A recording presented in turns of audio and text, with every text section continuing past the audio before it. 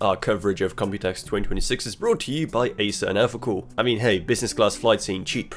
Walking around Computex can be rather depressing when all you see is just identical looking PC cases, mostly fish tanks. And then there is Lian Li, and sure, it is still pretty much kind of a fish tank design with a nice side and front glass panel, but then come on, it looks completely unique compared to everything else you see at the show. This right here is the UX100, or what they're calling a floating PC case. Now, while many PC manufacturers are putting more fans at the bottom of the case in order to better cool down your hot high-end graphics card that none of us can afford anyway, it also resulted in them putting the PSU basement at the top of the case, basically bring us back to the good old days of when we used to do that. And then there is this kind of design, which basically marries the best of both worlds. You still have a proper PSU basement, which is there at the bottom, but also this little gap right here, it's not just for show, air actually goes through it and into the main chamber of the case,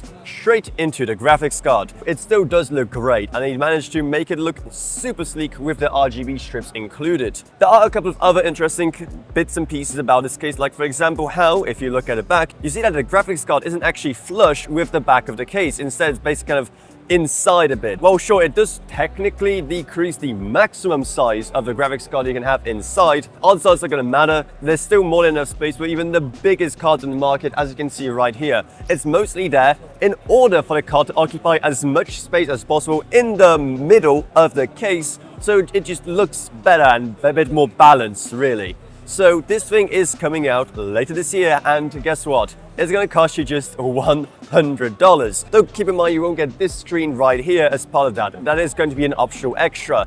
Instead, you can either just have this kind of additional glass panel, as you can see right here on this other one behind me. So I really want to hear your thoughts on this thing down in the comments below. Huge thanks to Gavin Burns, Justin Rage, Alan Vroniak, Balazs Rokan, Nala Student, Meg Sonderstein, Orcraft and Mason Magruder.